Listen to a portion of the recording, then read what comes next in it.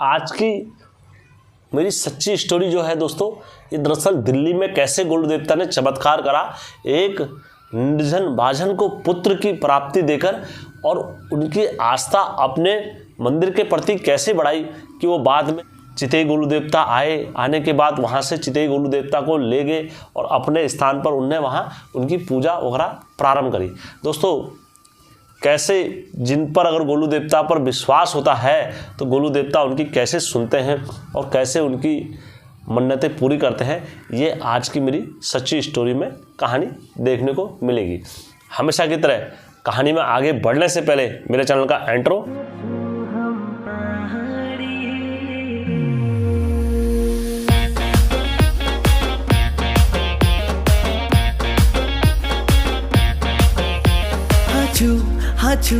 हाचू हम पहाड़ी। जय बीरकारा बजरंगी, हर हर हर हर हर हर हर हर महादेव। आप सभी के परिवार के ऊपर महादेव की कृपा और बजरंगबली का आशीर्वाद हमेशा बने रहने चाहिए।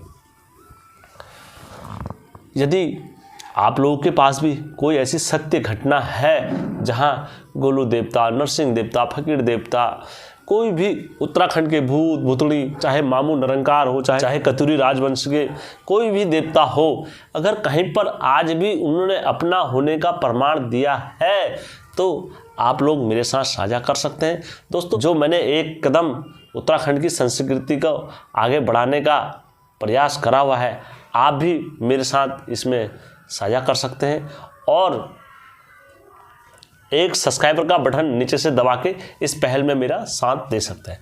तो दोस्तों, आज की सच्ची स्टोरी में चलते हैं। दरअसल एक राजू नाम का लड़का था, वो अपने पहाड़ में रहा करता था।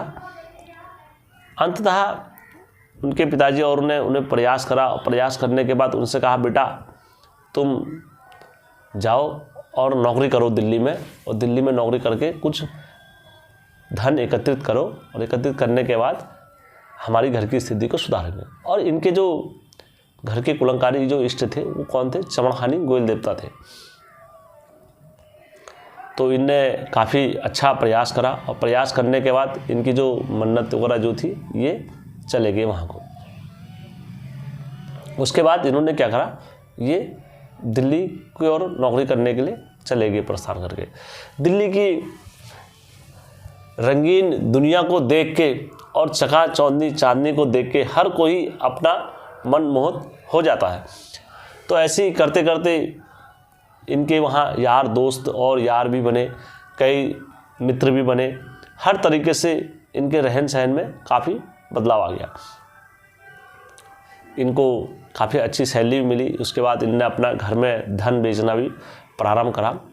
ऐसे चलते चलते क्या हुआ, एक इनके कंपनी में ही एक व्यक्ति काम करा करते थे। मैं अब उनके बारे में भी ज़रा नाम चिन्हित कर देता हूँ। एक अशोक नाम का व्यक्ति इनके साथ ही दोस्ती यारी और नौकरी वगैरह करा करता था, तो एक अच्छे फ्रेंड सर्कल बन गए थे। तो ऐसे करते करते इन लोगों ने क्या करा, आपस में उठना बैठना हो जाता था। कभी ये इनके घर चले जाया करते थे और कभी वो उनके घर आ जाया करते थे। कभी साथ में खाना खा लिया करते थे। ऐसे करते करते इनसे पूछा, आप कहाँ के रहने वाले हो राजू जी?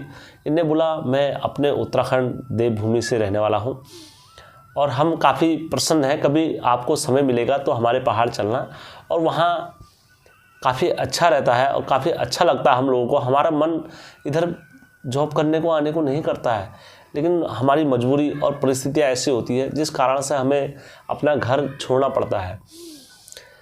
किंतु हमारे दिल में यहाँ भी हर हमेशा पहाड़ी रहता है और हर हमेशा हमारे घर में मंटक में हमारे पहाड़ के देवी देवता ही रहते हैं हर हमेशा। उनको काफ़ी अच्छा लगा अशोक जी को। उन्होंने कहा, तुम्हारे वहाँ ये जैसे देवता वगैरह नाचते हैं, ये क्या होता है? ये सही में होता है, रियलिटी में होता है? तो उन्होंने कहा, हमारे वहाँ जो कुछ भी होता है ये देवभूमि वास्तव में देवभूमि है। यहाँ जो भी देवता पाए जाते हैं आज भी वो जागृत अवस्था में पाए जाते हैं। कभी भी आप उनका आह्वान करोगे या कुछ भी करोगे तो वो अवश्य अपने भक्तों की सुन लेते हैं।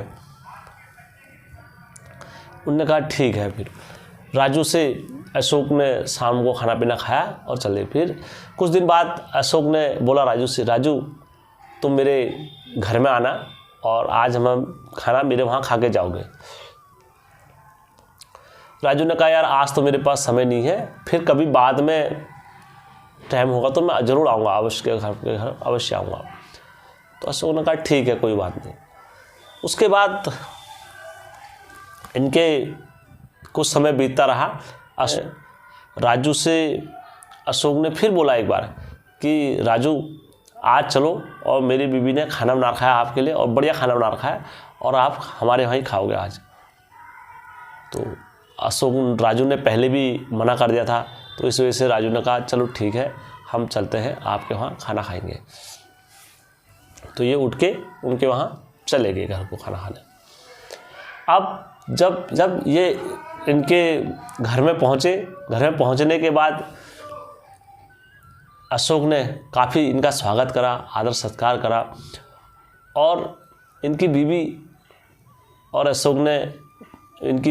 अशोक जब सामने बैठने के बाद राजू से पूछा कि और बताओ पहाड़ में क्या क्या होता है, क्या चल रहा है आजकल तुम्हारे पहाड़ में, क्या हो रहा होगा क्या नहीं हो रहा होगा, कभी हम दोनों को भी घुमाओ तुम अपने पहाड़।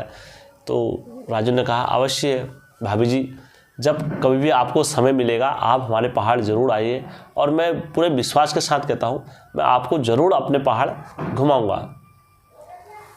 उसके बाद अशोक और अशोक की पत्नी दोनों ने अपना दुख और वितरान इनको बताने लगे कि आज हमारी शादी को 10 साल से ऊपर होने वाले हैं, लेकिन हमें पुत्र की संतान की कोई प्राप्ति नहीं है। राजू ने कहा यार ये तो बड़ा दुख का विषय है, इसमें क्या कर सकते हैं हम, आपके घर में भाग्य में पुत्र प्राप्ति का योग नहीं होगा। तो अशोक की जो पत्नी थी विनीता, वो बोली आप तो उत्तराखंड देवभूमि से हो ना, उत्तराखंड देवभूमि में तो साक्षात देवता रहते हैं ना, तो तुम ही कुछ कर दो ना मेरे लिए। तो राजू को घर हुई हर्ट मन से। उन्होंने कहा यार ये क्या कह रही है। उन्होंने कहा यार मैं क्या करूं, मैं तो कुछ जानने वाला नहीं, कुछ करने वाला नहीं, जो हमारे वहाँ ये करते हैं देखा दाखी जो भी करते हैं वो डांगर करते हैं, मैं क्या कर सकता हूँ इसमें, मैं तो कुछ कर ही नहीं सकता हूँ, जैसे आप हो वैसे मैं हूँ। उन्होंने कहा नहीं आप कर सकते हो, आप उत्तराखंड देवभूमि से हो, तुम्हारे वहाँ तो बोलते हैं हर जगह जय मामू की, वो कौन से देवता होते हैं, तुम्हारे वहाँ तो ऐसे देवता है, परचुनी देवता है जो हर हमेशा फैसला करने के लिए तत्पर ही रहते हैं। मैंने कितनों के मुंह से सुना है, कुछ कर दो ना हमारे लिए, कुछ कर दो, हमें बड़ी आशा है। और रोने लग गई उनकी पत्नी। तब आज तक मेरे को ताने ही मिलते हैं लोगों से, मुझे लोगों के मुंह से सुनने को ही मिलता है कि तू बांझ है, तेरे को पुत्र की प्राप्ति नहीं हुई। कितनी बार मेरी सास मुझसे बोल देती है, मैं कई जगह और कई डॉक्टरों को कितनी दवाइयाँ खा दी हमने, हर जगह हर क्षेत्र में दिखा दिया, लेकिन मुझे पुत्र की प्राप्ति नहीं हो पा रही है, कुछ तो आप करो, मुझे बड़ी आशा है। और मैं अपने पति से कई बार बोला मैंने कि जो उत्तराखंड से वो भैया है उनको बुला दो, कुछ तो रास्ता देंगे और कुछ तो रास्ता देंगे। हमें उत्तराखंड पर हमें अपार विश्वास है। तब जाके इतनी बात जो कही इनने, तो जो राजू था, राजू के मन में एक दया भावना और करुणा वाली फीलिंग आ गई। तो राजू ने कहा यार मेरे पास तो कुछ है भी नहीं, मैं क्या कर सकता हूँ तुम्हारे लिए। मैं एक काम करता हूँ, ये मेरे हाथ में एक कलावा है मेरी जेब में, तो मैं कलावा तुम्हारे हाथ में बांध देता हूँ।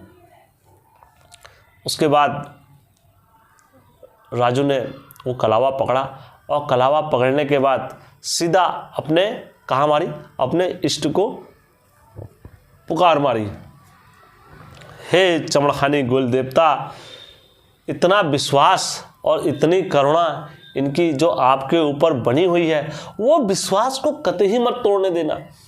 देख अपना मान भी रखना और मेरा मान भी रखना।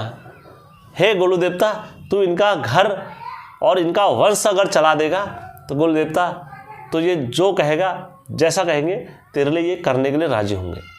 हे गोलू देवता, इतनी पुकार मेरी सुन ले यार देव, तू सुन ले यार मेरी देव, सुन ले सुन ले सुन ले करके कहा इन्हें। खान जी जहाज चला रहे जो बुढ़िया आवाज तेरा कानून है ये, तेरा गदी मजरदा बोले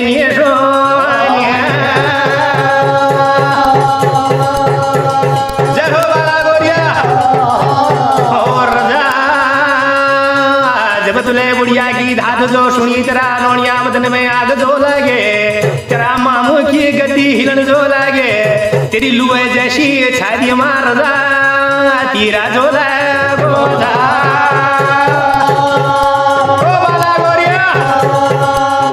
और उसके बाद वो कलावा जैसी उठाया और विनीता के हाथ में बांध दिया और उसके बाद इन्हें खाना खाया और ये वहाँ से चल दी। वो विश्वासी था दोस्तों विनीता को, वो विश्वासी था विनीता और अशोक को। किस पर था विश्वास? उत्तराखंड देवभूमि पर था विश्वास और उत्तराखंड के देवताओं पर विश्वास था।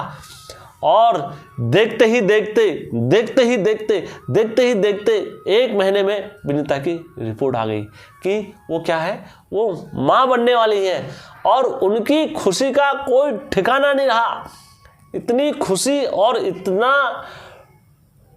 विश्वास गोलू देवता के ऊपर, और उन्होंने कहा हमने देव देखे, हमने सब देखा, हमने ऐसा कोई मंदिर नहीं बचा था जहां मैंने पुत्र प्राप्ति की मन्नत ना मांगी हो। मैंने हर एक मंदिर हर जगह गई मैं, लेकिन मुझे कहीं से मेरे को पुत्र का जो योग्य था वो किसी ने नहीं दे पाया। मैं नक मस्तक झुकाती हूँ ऐसे राजा के वहाँ जिनने हमारी ये पुकार सुन ली। दोस्तों फिर उसके बाद समय बीता। समय बीतने के बाद इनके घर में एक पुत्र का जन्म हुआ। पुत्र का जब जन्म हुआ तो फिर उसके बाद इनने उससे पूछा कि राजू हमारे घर में एक पुत्र का जन्म हो गया। ये नामकरण में भी गए। नामकरण में जाने के बाद ये खुशी खुशहाल जब वहाँ से आए, हम उस देवता के लिए क्या कर सकते हैं आप हमें बताओ राजू, जो कहोगे मैं वो कर दूंगा वो देवता के लिए।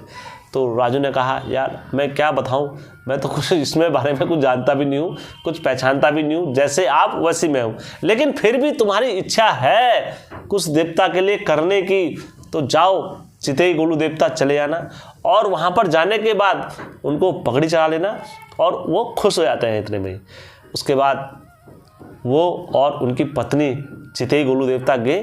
चितेई गोलू देवता जाने के बाद वहाँ पर उनने गोयल देवता का मान सम्मान और इतनी अनेकों चिट्ठियाँ, इतने अनेकों घंटे वहाँ पर गोयल देवता के देखे तो इनकी आंखें चकित्र की चकित्र रह गई।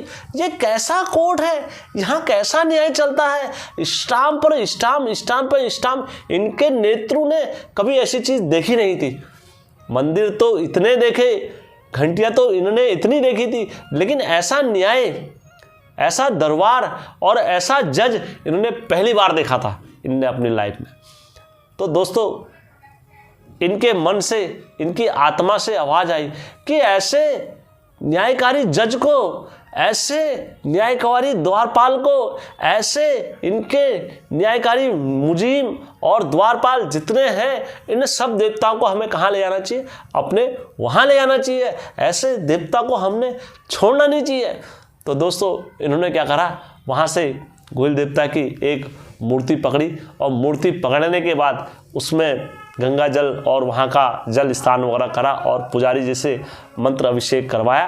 और करवाने के बाद वो गोयल देवता की मूर्ति को ये अपने वहाँ दिल्ली लेकर आए। दोस्तों फिर टीका चंदन मधुबाणी साधु संत की यही निशानी, फिर गोयल को इनने टीका चंदन वगैरह सब लगाया और आज से इनके घर में कभी भी, और इनका पुत्र भी जो बड़ा हो रहा है तो वो भी कुछ भी होता है तो गोयल देवता को सुबह भोग लगाते हैं और उसके बाद अपनी हर एक प्रक्रिया करते हैं।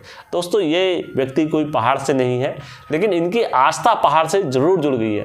तो दोस्तों गोयल देवता की ये सच्ची घटना है और यदि आप लोगों को भी अच्छी लगी होगी तो मेरे चैनल को लाइक और सब्सक्राइब और शेयर करना कतई मत भूलना दोस्तों, क्योंकि हेमचू पहाड़ी चैनल आपका अपना चैनल है दोस्तों। ठीक है, धन्यवाद दोस्तों।